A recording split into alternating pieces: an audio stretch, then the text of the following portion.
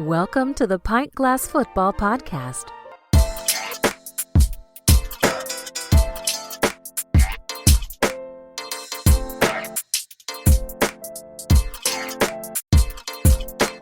What's up, PGF Nation? College football is back, and so are we. We're breaking down some of the biggest games from the weekend, who looked good, who's already in trouble. I'm Brad Fowler. With me, as always, my co-host, Alex Higdon. Alex, let's kick this off. Let's start with the most recent game, the game that everybody was watching the other night, North Carolina, TCU. Bill Belichick makes his college football coaching debut. TCU absolutely destroyed North Carolina in this game. Kind of a shocking outcome. Vegas had this line pretty close. I thought this would be a competitive game. I think a lot of people did, but this really got out of control in a hurry. Yeah, I mean, I thought that Belichick had everybody practicing tackling all summer long. Apparently not, because what I saw, I watched for probably about 2 to 3 quarters where Hoover didn't even throw the ball forward. He was just making screen passes or lateral passes, and then receivers were breaking tackles and just running through the defense. I didn't see a running back tackled all game long. The only time I saw them close to tackling was when they pushed one out of bounds. Kavarian Barnes looking like a little bowling ball out there, like a Maurice Jones-Drew just taking off and running. Then I looked up again, and then it was a completely different. I was like, who's that guy running? Then I looked up again. It was another guy that had a big run. It was just big run after big run after big run. Great catch by Jordan Dwyer on that touchdown pass early in the game to kind of set things off, and then everything went off the rails. Then it was just bad defense, bad offense. Everything was just bad all around. That opening drive, that scripted drive for North Carolina, they come out, they march down the field, they look really sharp, and I think all of us were kind of going, whoa, okay.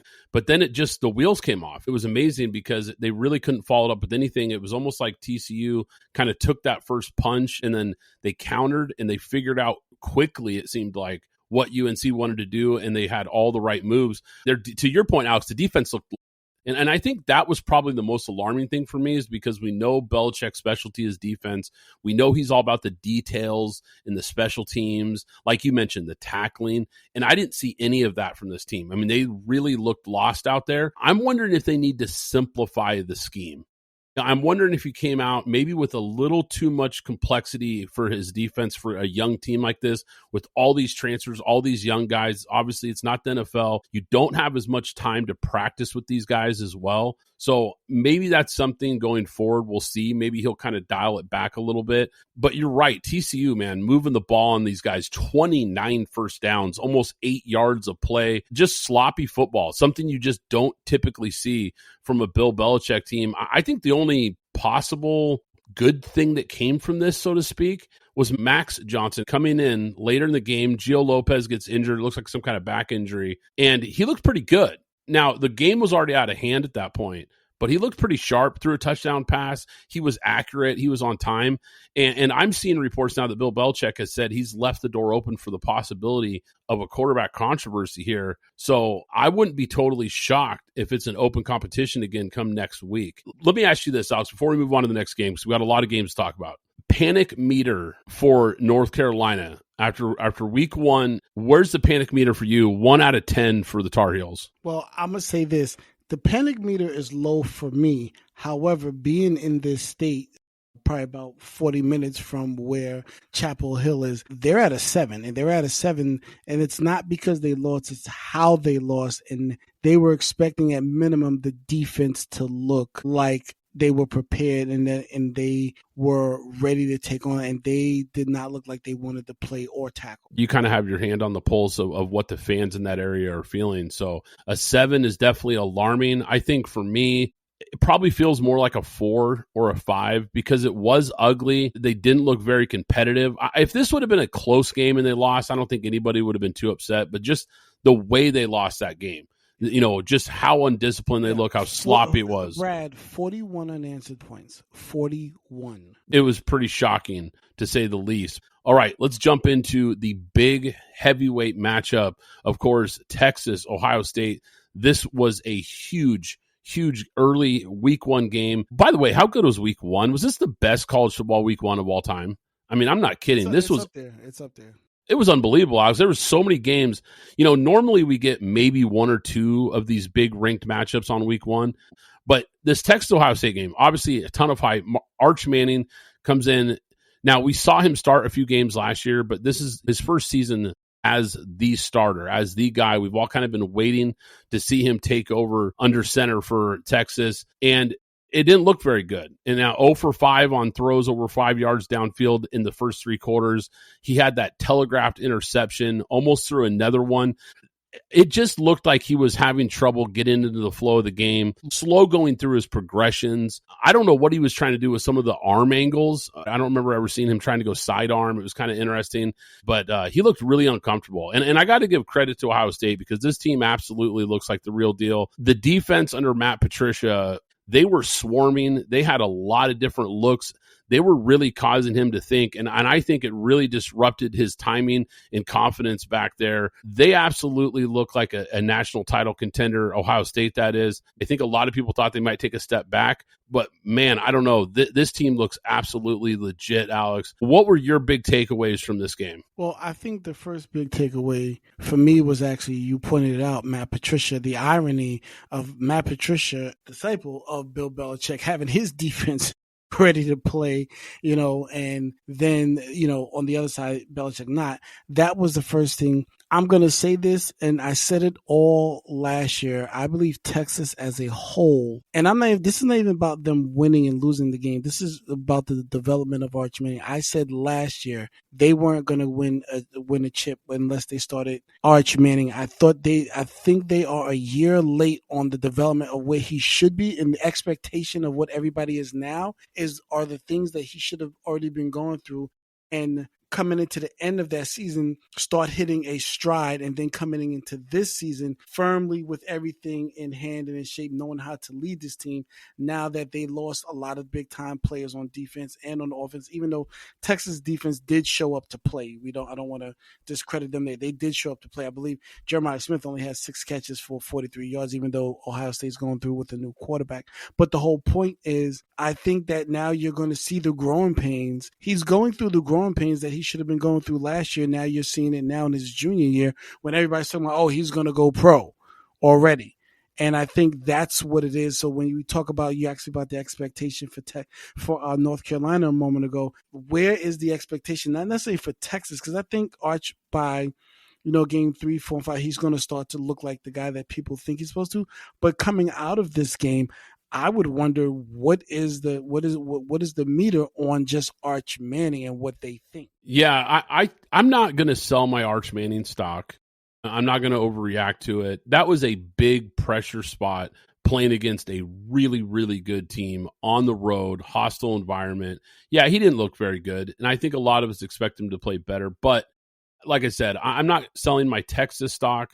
I'm not selling the Arch Manning stock because I'm with you. I think we're going to see him play a lot better football by the time this year is over. And I think Texas, to your point, that defense already looks like championship level. So I think if the offense can just get up to speed, they're going to be a really, really tough team to beat. And I don't think Arch Manning in the offense is going to have to be great for them to win a lot of football games because that defense is absolutely legit.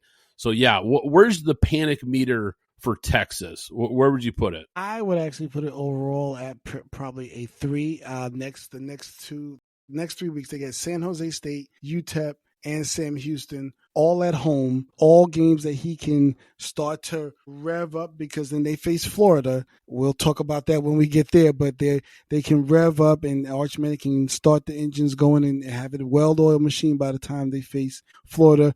And that should also perhaps help them because the AP poll came out today. I believe they were number 7. So they dropped from number 1 to number 7. Obviously, Ohio State moved up to number 1. So they're gonna have a little bit of ground to make up. Doesn't push them out of the field of 12, but they're gonna have some ground to make up depending upon how they want to look at the seeding. I still think Texas is a legit national title contender. But I do think, even though they were number 3 coming into the year, we all might have been sleeping a little bit on Ohio State. And I'm pointing the finger at myself here, too, because they had to replace their offensive and defensive coordinator. Obviously, new quarterback, a lot of guys to the NFL. But we know that's a program that doesn't rebuild, they reload. So This program looks like they're in good shape to make a run at it again, but I think both these teams look like playoff teams and still look like contenders even after that loss for Texas. Now, a team that I think a lot of people thought could be a contender, and a team that I'm not going to lie, Alex, I might be starting to sell some shares of this stock, and that's Alabama. Wow. What happened over the weekend? Now, look, Florida State, we know that this is a blue blood program, but this is a team coming off a 2-win season. They were a 14.5-point underdog going into this game, and they got pushed around by Florida State. This was a big loss, and I'm telling you, Alabama fans are already starting to ask, can we get the money together to buy out Kalen DeBoer's contract? It is getting ugly in a hurry down in Tuscaloosa. Your overall thoughts on this game before we jump into it? Well, we know that their panic meter is at 20 right now across the board, so we don't even need to figure that. I think this was a trenches. They just the Florida State dominated the trenches. That's something that's not typical for Alabama. Now, if I'm not mistaken, they hadn't lost an opening game in 23 years. It was either 22 or 23 years that they had not lost an opening day game, regardless of whether it was a cupcake they faced or a formidable team that they faced as they did. I just believe that this team, they did not look ready to go. And again, after the years we've seen of Saban, we know that there's one thing about this, the Alabama Crimson Tide, win, lose, or draw, they play tough and they run the ball. We didn't see any of that Saturday. The key word there is tough, because that's something that really stood out to me. Where was the effort? And there's a lot of beat reporters and a lot of people I saw in the media that were questioning Kalen DeBoer after this game about that exact question. It wasn't so much that they lost. It was, where was the effort? Because we saw guys that really looked like they weren't giving their all out there, and that was really probably the most alarming part of this upset. Florida State, look, I'm going to give them a little bit of credit here, though. They look sharp, and that front seven was physical and tough. And like I said a minute ago, they pushed around Alabama, and this is the Alabama team.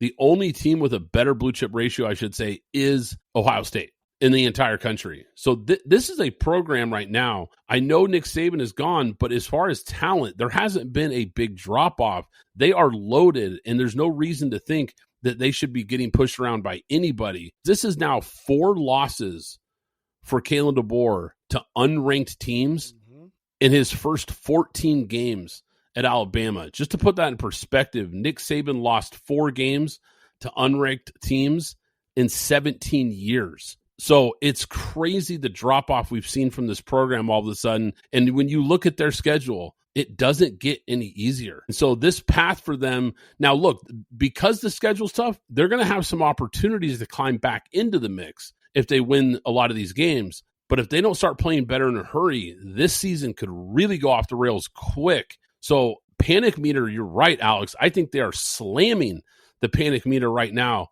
for Alabama. I think right now it's got to be, realistically, I know you said 20, but it's got to be a 9 or a 10. It's a absolute mess right now. I think this team has clearly taken a step back, and I don't think that they're a playoff team until proven otherwise. Yeah, you're absolutely right. And I think the reason that it's a lot of Alabama fans saying, no, we're not. No, the reason it's at a 10 is because, one, you're losing to unranked teams and your team doesn't look ready to play. 2, realistically, you don't have the money for the buyout.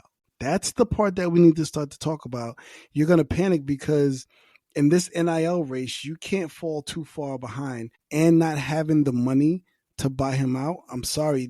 So that panic meter is at that 9 or 10 because of those two things. Never mind the losing. It's about what comes down the line, what comes with that losing recruits, and then you can't buy out that guy. Listen, we can end this here. Nobody ever wants to be the guy that follow the legend. You want to be the guy after the guy that follows the legend.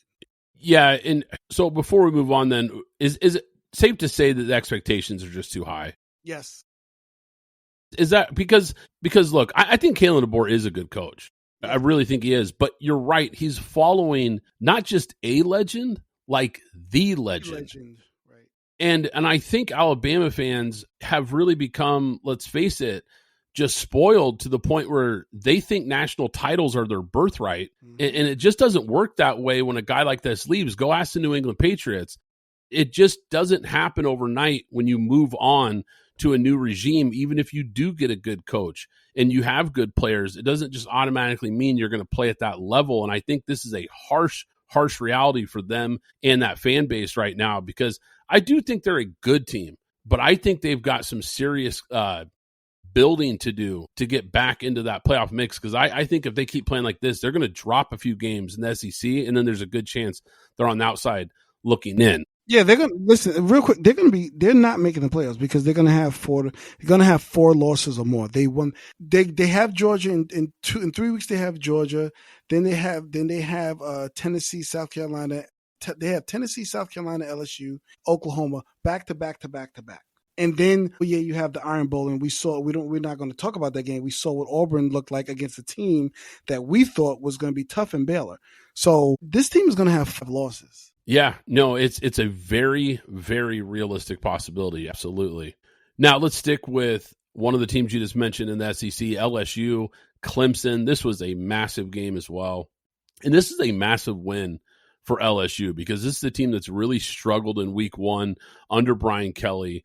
And I think there's a lot of pressure on Brian Kelly in this program this year because this is a guy who's been having a lot of success, but hasn't been able to break through like a lot of LSU fans thought that he would. 10 wins, 9 wins, but no SEC titles, no playoff appearances. And this is a fan base, not quite maybe at the Alabama level, but it's definitely a fan base that expects to be competing for titles on a regular basis. And when you bring in a guy like Brian Kelly, when you make that kind of move and you swing for the fence like that, you expect results. Now that he's going into, I believe it's year 4, I think this is kind of the year they've been circling is like, okay, this is the big breakthrough year. And this win might just signify that they're moving in that direction because for the first time in the Brian Kelly era in LSU, the defense looked legit. Yeah, absolutely. Imagine just based upon this defense looks like right now, what if he had that with the Jay Daniels team? This team would probably be looking like unstoppable. But ladies and gentlemen, Hal Perkins seems to be back. This is a guy that's been missing for 2 years, obviously the injury and then coming off of the injury. He had not been, his name was just not mentioned. This defense looked lost. But ladies and gentlemen, Hal Perkins looks like he's going to make his surge to be a top pick in this upcoming draft. I thought the offense just looked like the offense. I know Clemson's defense did stand up. They did show up. However, I thought this was really about the defensive stand. And then we know the Brian Kelly will get that offense rolling in some way, shape, or form. Obviously, Nussmeier being looked at as a top pick coming out. So we know that he's going to have to make his name, his presence felt. But I mean, this game was 17-10. But when you look at it, I don't think it was as close as the game really was. We had that bad penalty on that callback. That was ridiculous. I don't even understand. Cade Klubnik, the guy that was coming in, talked about as a top, QB in the future for the NFL draft. He looked terrible. I don't know what was happening on that side of the ball. They kind of looked lost. I know LSU's defense did look like they stepped up and they took, but 31 yards on the ground, I wasn't expecting that at all. Clemson usually always has a couple of good wide receivers. Now, they haven't been what LSU and Ohio State have been, but they've been able to churn out some guys. So I'm not sure where the disconnect is there offensively, but defensively, the defense looks like they're ready to play and compete for this, going into this year. I don't know what's happening on that offensive side. Yeah, some of the big question marks I had for this game was the newly revamped offensive line for LSU. They lost 4 guys to the NFL. We knew that was going to be a big question mark for them going up against this Clemson defensive front, which has a bunch of NFL dudes on it. I actually thought this was a spot where maybe LSU could be in trouble because I thought Clemson would be able to really pin their ears back and get after Nussmeier, but the offensive line held up pretty well. Now, to your point about LSU's defense, and like we've mentioned, Blake Baker and what he's done with that defense has been pretty impressive. They were the fastest, most physical unit on the field, and I don't think it's even close. They were flying around making plays. And to your point, he's really got Harold Perkins playing again back in that star position. I think he was playing out of position in the past, and I think he was also dealing with injuries. Those two things really kind of dropped him off the national radar, but you're right. Now he's kind of back in the role he needs to be in, looking healthy, flying around the field. I thought some of the transfer additions that LSU made had a big impact in this game. Look, I still think Clemson's a pretty good football team. I think this is a team that could bounce back and still make a run at the ACC. Well, they should, quite frankly, make a run in the ACC and be a team that's in the playoff mix. But you're absolutely right. Cade Klubnik was really under pressure. He looked confused. He looked lost. The offense really didn't look like they had any continuity at all going against this LSU defense. And I think if you're LSU, that's got to be the most impressive thing, because you kind of expect a Brian Kelly offense to play better and better as the year goes on, and they're not going to face defenses as good as Clemson's week in and week out. So if they can kind of play a complete game, so to speak, where the offense and defense are both clicking, this team's absolutely dangerous. I think they're a playoff threat. I think they're an SEC contender. This is a team to watch out for going forward. What's the panic meter for Clemson? Well, I think their panic meter should probably be low because they're playing in the ACC. Now, what I do want to see, and some people may laugh, in 2 weeks they play Georgia Tech. We know one thing's for certain, two things for sure. Georgia Tech is going to run the ball. Now, I know they have a good front four in terms of that Clemson defense, but they're going to get a huge test, and they're playing in Atlanta. So that's going to be a huge game that I'm going to be looking at, because Georgia Tech, regardless of what people may think about what they are, a basketball school or a school full of brainiacs, but you're gonna face some guys that they're gonna keep doing the same thing over and over and over again. And I want to see if this team, Clemson, is strong enough to stand up to that in the hostile territory. Yeah, no, look, I'm with you. And here's the thing. I actually think the ACC might be better than we thought. And when I say we, I mean the media going into the season. I think a lot of people are kind of down on the ACC. So far, we've seen week 0 and obviously now week 1. I think that ACC looks a lot deeper than what I expected. I think there's a few teams that are going to be better than we thought in this conference. And we saw some teams that could be in the mix here. So I don't think it's going to be as easy of a path as a lot of people thought. I mean, at the start of the year, a lot of people were just kind of penciling Clemson in, like, all right, they're just going to run this thing. But look, we're going to talk about them here in a second. Miami, they look like a team that's going to be tough. You mentioned Georgia Tech is a sleeper.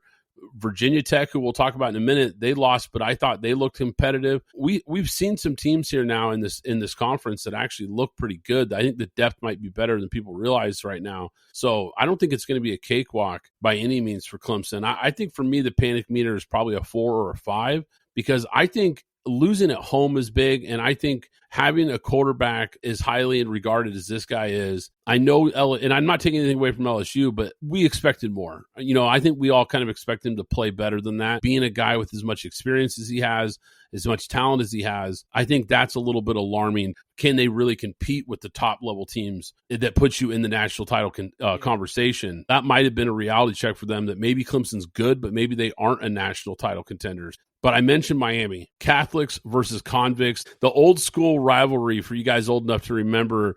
Notre Dame, Miami, man, these guys had some epic battles back in the day. If you don't know, go check out the 30 for 30 kids. Look, this was a big time win for Miami, because I liked this Notre Dame team in this matchup, but Miami was physical up front.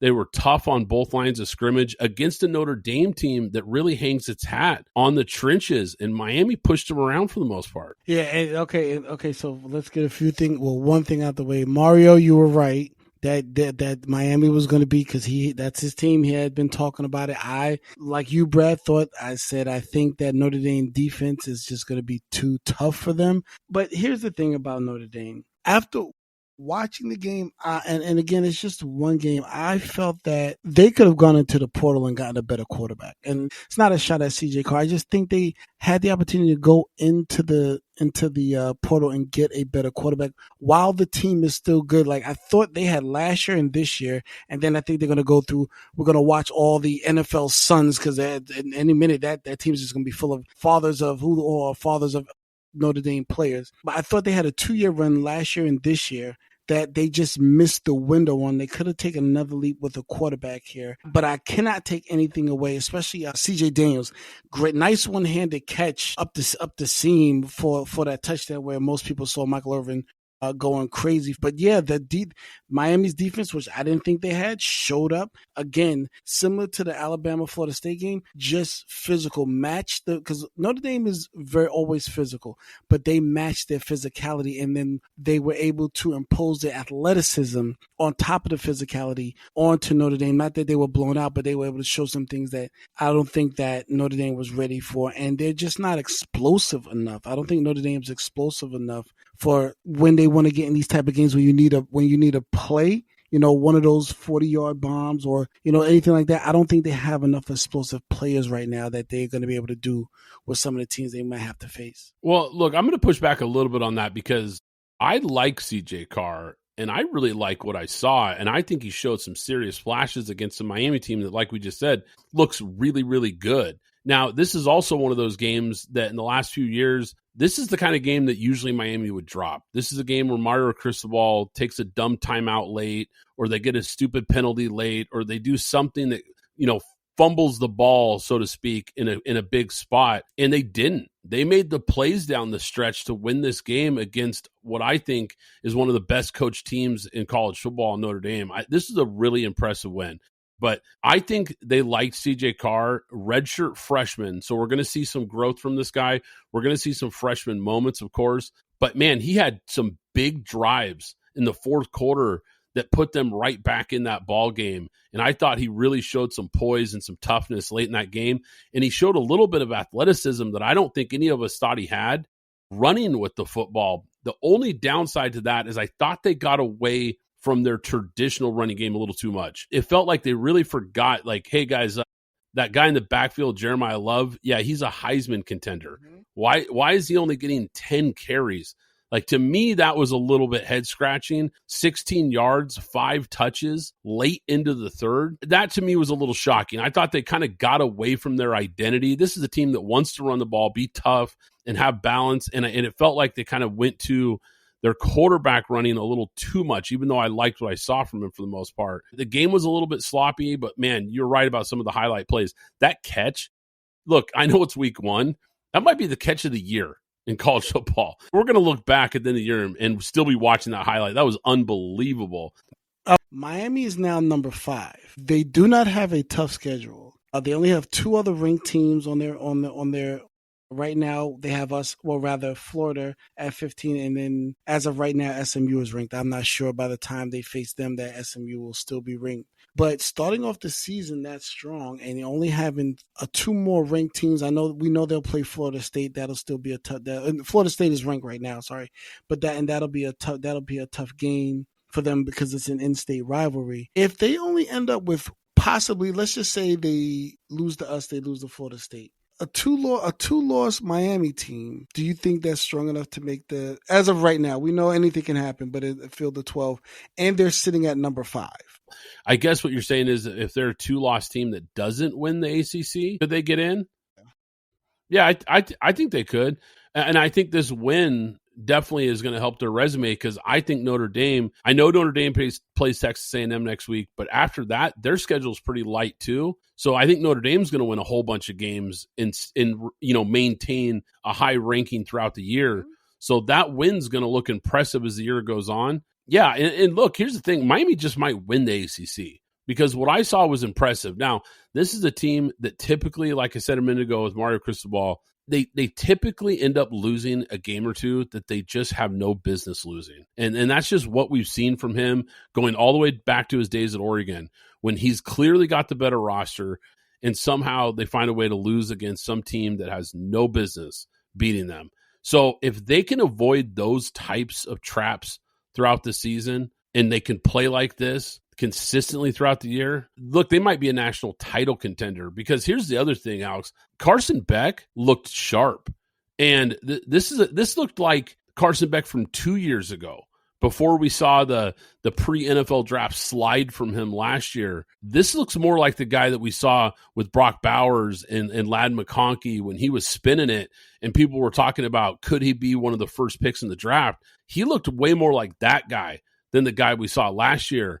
And if he continues to play like this, I think this team's dangerous. So before we shift gears here, Alex, tell me what's the panic meter for Notre Dame after this loss? I don't think there's a panic meter at all. I don't think there's a panic. There's always, okay, let me be fair. There's always going to be some panic after you lose a game that's unexpected to lose. So let's just say theirs is at a 4, but by the next 2 to 3 weeks, I think it'll be back down to 0, personally. Yeah, I'm with you. I think it's relatively low. I was going to say a 2 or 3. I don't think there's any need to panic. I still like this team. I still like their makeup. I love their coach. I think they have enough talent to be really, really competitive. Now, I will say this before we move on. I mentioned it a second ago. That Texas A&M game, that's a big game. They lose that game, and that panic meter is going to climb quickly because they're not going to have the schedule in front of them after those games to really kind of climb back up the rankings. They're not going to have a whole lot of opportunities for showcase wins. So if you lose both those games back to back, then I think it starts to get a little nerve-wracking. I think that game became really, really big after this loss, but we'll talk about that game more next week, of course. Let's shift gears here because one game that was maybe a little off the radar, but I really enjoyed this game. South Carolina, Virginia Tech. This was Beamer ball, Alex. We were talking about this in some of the pre-show production here because this was Beamer ball all the way. And you've got Shane Beamer, of course, at South Carolina. His dad, Frank Beamer, was obviously the longtime coach at Virginia Tech. So this was kind of a fun matchup. I'm sure this was kind of an emotional matchup for him and his family. But South Carolina, look, when you look at this game, this is a good win for them. They opened the season number 13. A lot of expectations for this team that really got hot down the stretch last year and was really, really in the conversation for the playoff. They were just on the outside looking in for that playoff committee.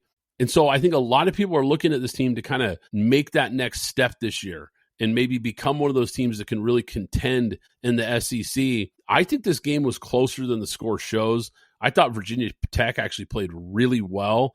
And if it wasn't for a couple big plays, that 80-yard punt return for a touchdown, Lenora Sellers, that 64-yard touchdown pass to Nick Harbor, like just a couple big key plays. And I think Virginia Tech is right in this thing. But what were your thoughts on this game, kind of key takeaways for this one? Well, the key takeaway for me from both sides was defense. That, Virginia, we talked about the Frank Beamer ball, but that South Carolina, I was nervous for them because they lost Nick Anaramo, they lost Tonka Hemingway, they lost a cornerback as well. I thought they would be a little bit weaker, but no, this defense actually looks like they can impose their will. And South Carolina, most people feel that they probably have the toughest schedule in all of football, but especially in the SEC. They can't afford to drop any type of game whatsoever because once they get to October, they're in the gauntlet. They have in October they face LSU, Oklahoma, Alabama, Ole Miss, Texas A&M. They get a break with Coastal Carolina, perhaps, and then they face Clemson. So the rest. They have South Carolina State, Vanderbilt, Missouri. They need to blow those teams out because right now they're sitting at number 10. So they need to try and get as much gravitas in the next 4 to 5 weeks because once they get to October, they're hell in a cell. Because it's every week you're facing somebody. Now, of course, any one of those teams can drop off or whatever, but as of right now, it's hell in a cell going forward. It's hell in a cell once they get to October. Yeah, this South Carolina team, you're right. They could not afford to drop this game because, like you mentioned, they have so many tough SEC opponents. And then, of course, the rivalry week game that they play every year against Clemson, who we just talked about, who obviously we know that's not going to be a layup by any means. The thing I think I'm most impressed with South Carolina is, like you mentioned, they lost a handful of really good NFL prospects off this team. And I'm watching this game going, man, that guy looks like a dude. That guy looks like a dude. There's defensive players that absolutely look like NFL draft picks. And then I mentioned briefly Nick Harbor finally looking like the guy that we all thought, one of what Bruce Feldman's freak list guys he is. The guy is a beast athletically as far as size, speed, a rare combination of the two, but we've kind of all been waiting to see him put it together, and he looked good in this game. He looks like a big-time home run threat for them. Lenora Sellers is a guy that we've all kind of been watching and waiting to see if he kind of takes that next step this year, because obviously we know what kind of player he was last year, a little bit up and down, but a guy with a ton of talent, a dual threat quarterback, made some big runs, some big throws in this game, and you can definitely see why NFL draft analysts and a lot of NFL scouts are looking at this guy saying there is something here with LaNorris Sellers. So, yeah, this is a well-coached team. I think they have a sneaky amount of talent, and I think they absolutely look like a dangerous SEC spoiler, because I think they absolutely are going to knock off at least a few of those big-time teams that you mentioned on that schedule and probably send somebody home from making the playoff themselves. Yep.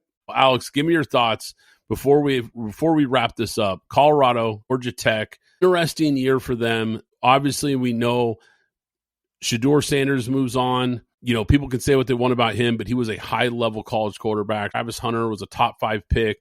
And we're kind of moving into Coach Prime 2.0, so to speak, with this Colorado team going up against a Georgia Tech team that we both think is kind of flying under the radar as a sneaky good team in the ACC. Give me your thoughts on that game. Yeah, I've actually thought it was a good game. I thought the Colorado running game, which kind of be inept for the whole Shedeur Sanders, Travis Hunter experiment, kind of was not there. And I guess if you want to give credence to Marshall Faulk being there, they looked better as a better running team. The defense, a little bit tighter. They hung in there. Caden Salter looks like he can handle the reins until it's time to hand over to Juju behind him. You know, but but again, Georgia Tech imposing their will. I think they ran for 320 yards and 3 touchdowns. Like I said, they're just they know who they are. They know their identity. They're not going to try and get in there and throw the ball 35 times. They're just going to pound the ball and pound you into submission. Have fun with that, guys. I already see you making the jokes. Have fun with that. Yeah, no, this was a fun matchup. This was kind of an under-the-radar matchup because, like I mentioned, we had so many big games that this one flew under the radar a little bit, which is surprising because it is Colorado, of course. But I like what I saw from that team, and I think they actually played pretty well in this game. I think Georgia Tech is a tough team, though, like we mentioned, and I think that quarterback, Haynes King for Georgia Tech, man, that guy is so tough. That run that he broke to really break that game open late was just big time. And like you said, they have, like, Georgia Tech just has an identity of toughness, smash mouth football that you have to love and appreciate no matter who you're a fan of. In Colorado, I like what Coach Prime is doing here with all these former NFL players and kind of building his roster with all these guys, this coaching roster, I should say. And it's just going to be a really, really kind of a fun experiment to see how it plays out. And if we see more of this going forward, because it kind of reminds me a little bit of what we've seen in the NFL with the Detroit Lions and how they've brought in so many former players to come in and coach. And that really wasn't normal, so to speak, before them. And we've kind of seen now Colorado maybe kind of taking a page out of their playbook. So it'll be really a fun team to watch and follow this year. But guys, if you guys like the show, do us a favor, hit that subscribe button, hit that like button, tell us where we're right, tell us where we're wrong in the comments, and be sure to follow the podcast on your favorite audio podcast listening app, whether it's Apple Podcasts, Spotify, wherever you listen to podcasts, because we do occasionally drop an exclusive audio-only episode. So there is some stuff over there that you might be missing if you haven't. But guys, I'm Brad Fowler once again. He's Alex Higdon. Thanks for checking us out, and we'll catch you next time. Thanks for listening to the Pint Glass Football Podcast. Be sure to subscribe and follow us on Twitter at PGFPOD.